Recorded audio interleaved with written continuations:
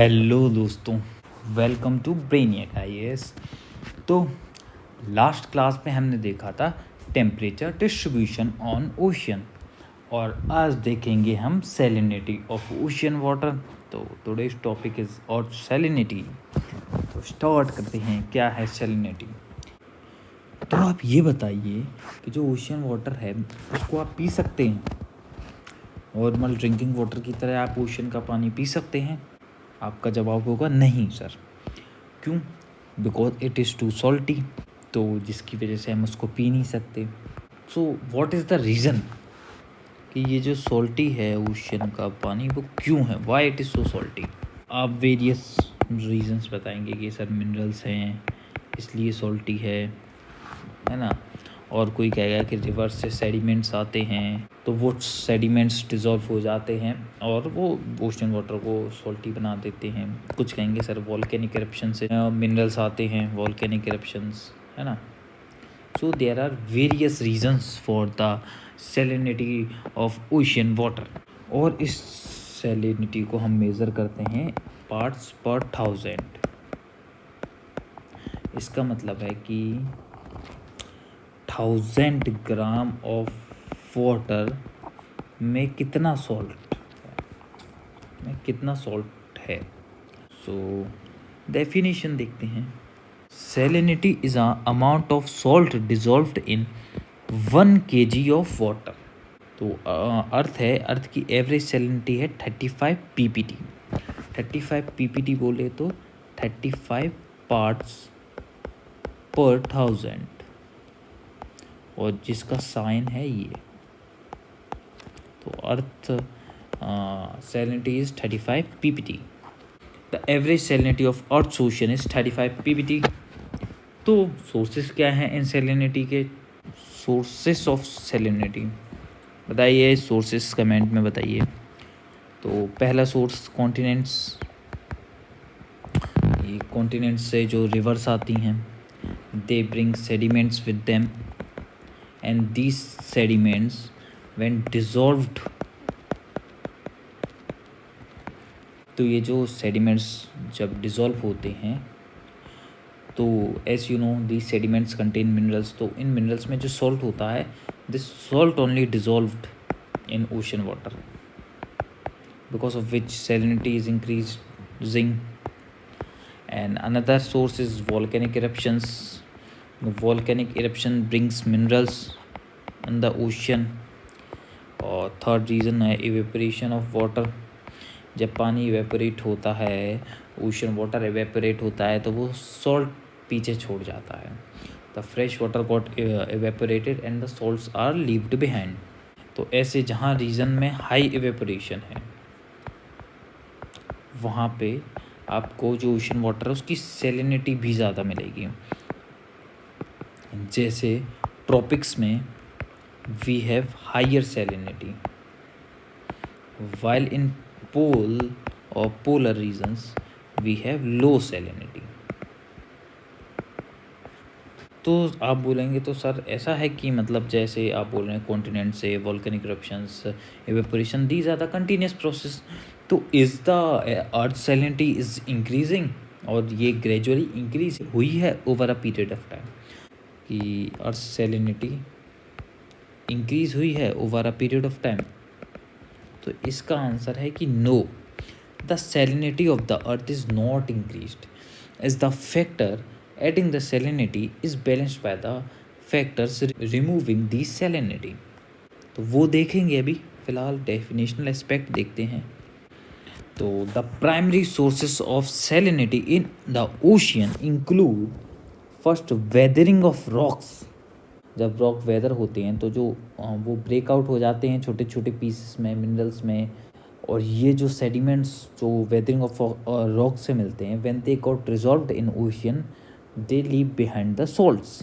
तो rainfall and weathering of rocks on land releases minerals into rivers and ground water eventually flowing into the ocean contributing to the salt content. की जो कि ये जो rainfall और weathering of rocks mineral release करते हैं reverse और ground water में, और जब ये पानी जब इवेंचुअली ओशंस में पहुंचता है तो it is contributing to the salt content और salinity of oceans.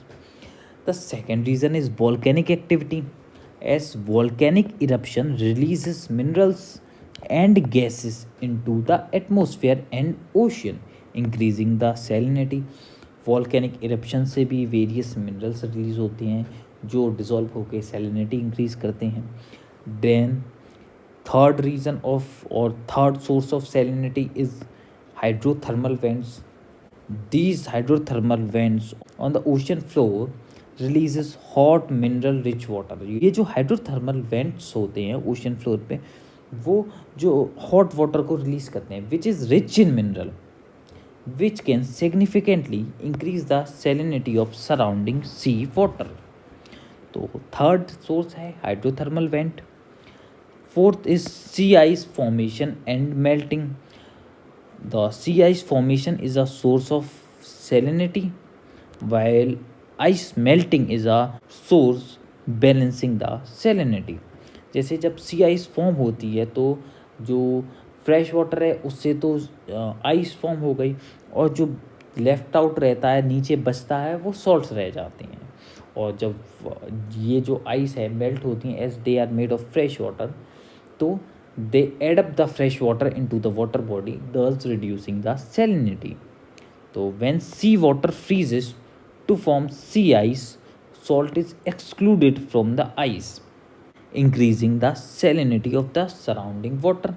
Conversely, when sea ice melts, it releases fresh water, reducing the salinity. तो ये फोर्थ रीज़न है. Evaporation, S evaporation leaves the salt in the ocean. So in regions with high evaporation rates such as subtropical areas, water evaporates leaving behind salts and increasing the salinity of the remaining sea water. जब ये सब tropical region में water evaporate होता है तो अपने पीछे salts को छोड़ जाता है जिससे सैलिनिटी इंक्रीज होती है. Then sixth reason is precipitation. Rainfall होता है, प्रेसिपिटेशन होता है, उससे क्या होता है फ्रेश वाटर ऐड अप होता है ओशियन में. फ्रेश वाटर ऐड होगा तो सैलिनिटी कम होगी, diluting the salt content and reducing salinity, particularly in coastal regions and areas with high precipitation. जहाँ हाई प्रेसिपिटेशन होता है एरियाज में वहाँ पे सैलिनिटी कम होती है. The salinity of ocean remains constant as the factors adding up salts are balanced by the factor reducing the salinity such as glacier and ice melting. जब ग्लेशियर्स फॉर्म होते हैं तो सलाइन वाटर छूट जाता है और जब ग्लेशियर और आइस मेल्ट होती है तो वो फ्रेश वाटर ऐड करता है तो दस reducing the salinity. Rainfall add the fresh water reducing salinity. When river water जो फ्रेश वाटर है जब ओशन में आता है तो वो सैलिनिटी कम करता है और सैलिनिटी इंक्रीज भी करता है. जैसे वो सेडिमेंट्स को जब लाता है अपने साथ कैरी करता है तो इंक्रीज करता है. And fresh water reduces the salinity thus balancing the salinity of ocean. Precipitation of salt along the ocean floor. जैसे ओशन फ्लोर पे जो सॉल्ट्स हैं वो जब प्रेसिपिटेट हो जाते हैं नीचे डिपॉजिट हो जाते हैं तो उससे भी सैलिनिटी कम होती है क्योंकि जो ओशन फ्लोर है उस पर सॉल्ट्स डिपॉजिट हो जाते हैं. तो ये हमारे कुछ सोर्सेज थे सैलिनिटी के. अब हम देखेंगे कंपोजिशन ऑफ दी सॉल्ट्स और मिनरल्स. तो इन सॉल्ट्स में क्या क्या रहता है.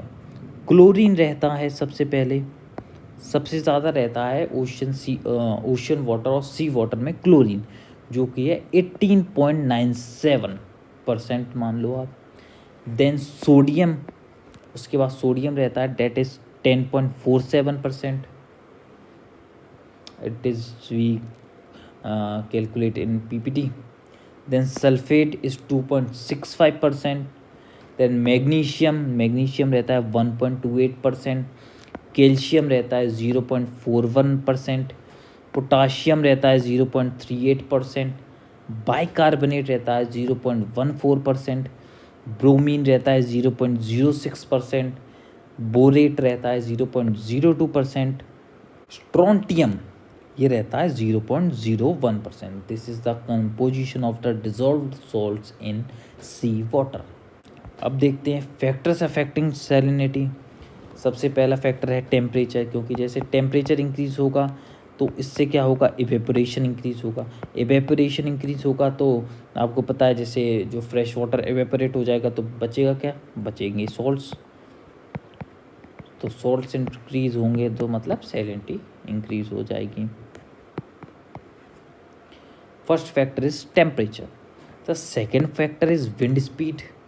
विंड स्पीड अगर बढ़ जाएगी तो जो इवेपोरेशन है वो बढ़ जाएगा, क्योंकि जैसे पानी इवेपोरेट होगा तो जो ऊपर की जो एयर है above it got saturated. Evaporation से the air above it got saturated. अगर जब एयर सैचुरेट हो जाएगी तो फिर वो फर्दर इवेपोरेशन नहीं होगा, देन प्रेसिपिटेशन होता है। But because of high wind speed the fresh air जो है, जो मतलब ऊपर जो एयर सैचुरेट हो गई थी वो फ्रेश एयर के साथ विंड स्पीड के साथ वो उड़ जाती है दूसरे रीजन की तरफ। तो जिसकी वजह से मोर फ्रेश एयर, तो उसकी वजह से मोर इवेपोरेशन होगा। तो हम बोल सकते हैं कि as wind speed increases evaporation increases and in turn salinity increases. Then ocean currents. Ocean currents brings uniform salinity. जैसे ओशियन करेंट से जो वाटर है वो मूव करता है in different parts of earth, तो दस बैलेंसिंग द सैलिनिटी। जो highest saline region है उससे वो लोअर सैलाइन रीजन में पानी के साथ सैलिनिटी को ले जाता है। Then fourth factor is rivers. As the fresh water addition of river decreases the salinity, क्योंकि फ्रेश वाटर बढ़ेगा तो सैलिनिटी कम होगी।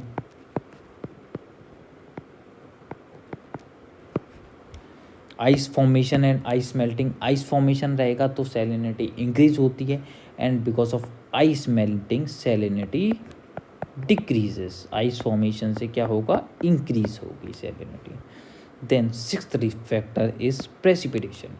प्रेसिपिटेशन से क्या होगा, फ्रेश वाटर आएगा, उससे सैलिनिटी कम होगी। तो precipitation increases salinity decreases.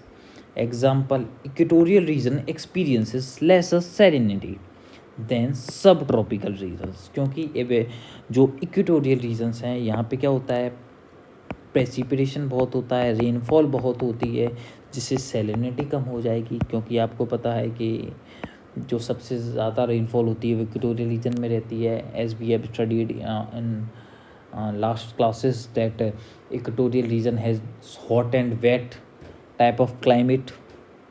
So these are some of the factor like temperature, wind speed, ocean currents, rivers, ice formation and ice melting, precipitation, which affects the salinity of ocean water. अब हम देखेंगे salinity distribution. Polar regions को पहले देखते हैं, आपको दिखाते हैं। जैसे ये हमारा है अर्थ, तो पोलर रीजन्स में क्या होता है, पोलर रीजन्स में जो सैलिनिटी होती है वो कम रहती है, क्योंकि एवेपोरेशन कम रहता है, लो रेट ऑफ एवेपोरेशन है ना। तो in polar regions we have low salinity. तो हम आपको ग्राफ बना के समझाते हैं। Suppose these are the plane, earth है ये, यहाँ पे है हमारा पोलर रीजन, यहाँ पे है हमारा मान लो इक्वेटोरियल रीजन, और ये है हमारा सब ट्रॉपिकल रीजन। अब जो पोलर रीजन है वहाँ पे क्या होगा, जो सैलिनिटी है वो कम होगी, क्योंकि प्रेसिपिटेशन कम होगा। तो हम सैलिनिटी को वो लेते हैं घटते से बढ़ते क्रम में। तो salinity in polar regions we have low salinity, salinity कम होगी, लेकिन ग्रेजुअली जैसे जैसे नीचे जाएंगे तो सैलिनिटी इंक्रीज होगी टू बिकम यूनिफॉर्म। यहाँ पे यूनिफॉर्म हो गई। फिर आए सब ट्रॉपिकल रीजन पे। सब ट्रॉपिकल रीजन पे सैलिनिटी हाई होती है, क्योंकि इवेपोरेशन बहुत हाई है। इवेपोरेशन हाई है तो सैलिनिटी हाई होगी। तो सब ट्रॉपिकल रीजन है high salinity on the ocean floor, और ओशियन के जो सरफेस है वहाँ पे सैलिनिटी ज़्यादा होगी। और जो नीचे जाएंगे जैसे ओशन में तो सैलिनिटी कम होगी, because as salinity also have to become uniform. फिर सैलिनिटी नीचे जाएंगे तो सब ट्रॉपिक्स में कम होती जाएगी। ठीक है। पोलर रीजन में सैलिनिटी कम रहती है, लो सैलिनिटी, और जैसे जैसे नीचे जाएंगे तो सैलिनिटी बढ़ेगी। और सब ट्रॉपिकल रीजन में हाई सैलिनिटी होती है ऑन सरफेस और ocean surface because of high evaporation. जैसे जैसे हम नीचे जाएंगे सब ट्रॉपिकल रीजन में, समुद्र में की गहराइयों में जाएंगे, तो सैलिनिटी हमारी कम होती जाएगी। अब इक्वेटर पे क्या होता है? इक्वेटर पे क्या होगा, आपको पता है कि प्रेसिपिटेशन बहुत होता है, लेकिन और जहाँ पे प्रेसिपिटेशन ज़्यादा होगा तो फ्रेश वाटर एडिशन होगा, फ्रेश वाटर एडिशन होगा तो सैलिनिटी होगी कम। तो इक्वेटर पे इनिशियल जो सरफेस है वहाँ सैलिनिटी कम है। जैसे जैसे इक्वेटर में हम डेप्थ बढ़ाएंगे तो सैलिनिटी इंक्रीज होगी, फिर और ज़्यादा नीचे जाएंगे फिर सैलिनिटी डिक्रीज होगी to become uniform. Polar region में सैलिनिटी कम होती है, बाद में बढ़ती है, नीचे जाएंगे सब ट्रॉपिक्स में सैलिनिटी ज़्यादा होती है तो नीचे जाते ही घटती है। और इक्वेटोरियल रीजन में सरफेस पे सैलिनिटी कम होती है, then as we go in deeper layer salinity increases, then further salinity decreases to become uniform। ये हमारी यूनिफॉर्म सैलिनिटी है। तो along polar regions low salinity along the surface due to low rate of evaporation। polar regions में evaporation कम होता है तो salinity surface में कम रहती है।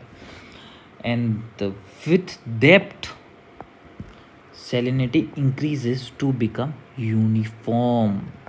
डेप्थ के साथ सैलिनिटी इंक्रीज हो गई और यूनिफॉर्म हो जाएगी। अब अलोंग सब ट्रॉपिकल रीजन्स, सब ट्रॉपिकल रीजन में क्या होता है, हाई एवेपोरेशन होता है जिससे हाई सैलिनिटी रहती है along the surface and it decreases sharply subtropics में सैलिनिटी कम होती है with depth to become uniform. Then along equatorial region, equatorial region में क्या होगा, लो इवेपोरेशन रहता है, इक्वेटर में प्रेसिपिटेशन ज़्यादा रहता है, high precipitation leads to low salinity in the upper layers, upper layers में तो सैलिनिटी कम रहेगी and it increases with depth के साथ इंक्रीज होगी finally to become uniform.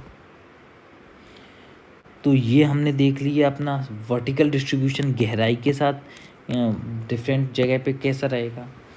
Horizontally सबसे ज़्यादा सैलिनिटी होगी हमारी सब ट्रॉपिक्स पे, subtropics has highest salinity because of highest evaporation.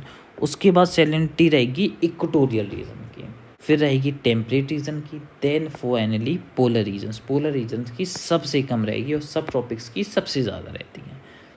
अब ऐसे कुछ सरफेस पे सीज हैं जिनमें और जगह हैं, पानी है, वाटर बॉडी है जिनमें सैलिनिटी जो नॉर्मल सैलिनिटी है ऑफ ओशन वाटर उससे भी ज़्यादा हाई है। जैसे रेड सी,